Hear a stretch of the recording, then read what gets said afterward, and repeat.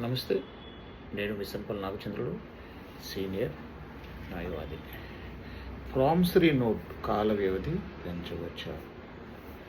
మిత్రులారా, ఎవరైనా ఒక వ్యక్తి అప్పు తీసుకున్న అప్పు కొంత భాగాన్ని లేకపోతే వడ్డీని కానీ మధ్యలో చెల్లిస్తే అక్కడి నుండి లిమిటేషన్ తీసుకోవడానికి అవకాశం ఉంటుంది.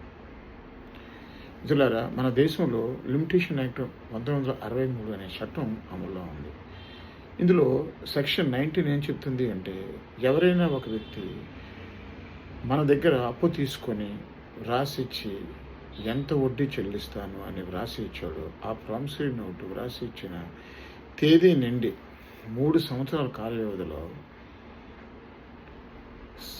అతని వద్ద నుండి మనీ రికవరీ చేసుకోవడానికి ఫైలు చేసుకోవచ్చు. అయితే అప్పు తీసుకున్న వ్యక్తి కనుక తీసుకున్నటువంటి సొమ్మును కానీ లేకపోతే కొంత వడ్డీ కానీ సొమ్ములో కొంత భాగాన్ని కానీ మధ్యలో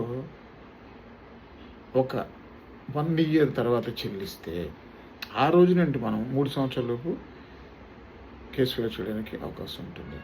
కాల పరిమితి ఆ రోజు నుండి కౌంట్ చేయడానికి అవకాశం ఉంటుంది అని చెప్పి ఈ లిమిటేషన్ యాక్ట్ స్పష్టంగా చెప్తుంది.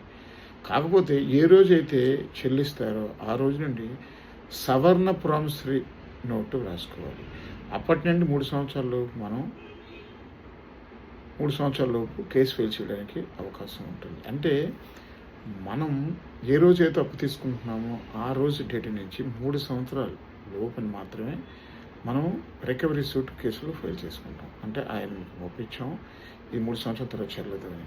ఒకవేళ ఆయన మధ్యలో కొంత ఏమైనా ఇచ్చాడు అనుకోండి, అప్పుడు మాత్రమే ఈ మళ్ళీ ప్రామిసరీ నోటు అంటే ఏదైతే ఉందో ఏ రోజు అయితే చెల్లించాడో అక్కడ మళ్ళీ వేరేది రాసుకొని మనం అమౌంట్ ఇస్తే అక్కడి నుంచి మళ్ళీ 3 సంవత్సరాల వరకు, అంటే దాన్నే సవర్ణ ప్రామిసరీ నోట్ అంటారు. అక్కడి నుంచి మళ్ళీ 3 సంవత్సరాల వరకు మనం కోర్టులో కేసు ఫైల్ చేయడానికి అవకాశం ఉంటుంది. అంతేగాని రాసిన డేట్ నుంచి 3 సంవత్సరాల లోపు మాత్రమే కోర్టులో కేసు ఫైల్ చేయాలి. ఒకరోజు దాటినప్పటికీ కూడా ఆ ఒక ప్రామిసరీ నోట్ వాల్యూ ఉండదు, చెల్లదు, చెల్లుబాటు అవ్వదు. కాబట్టి చట్టబద్ధత కావాలి అంటే ఇన్ టైంలోనే ఆ లిమిటేషన్ యాక్ట్ని మనం అప్లై చేసుకోవాలి తప్ప, లిమిటేషన్ అయిపోయిన తర్వాత నాకు కోర్టులో కేసు ఫైల్ చేస్తానంటే కనుక మీరు అప్పు ఇచ్చినప్పటికీ కూడా ఆ కేసు మీరు గెలవలేదు. తస్మాత్ జాగ్రత్త. అప్పు ఇచ్చినప్పుడు ఏ డేట్ అయితే రాస్తున్నారో అది 3 సంవత్సరాల లోపు మాత్రమే మీరు కోర్టులో కేసు ఫైల్ చేసుకోవాలి.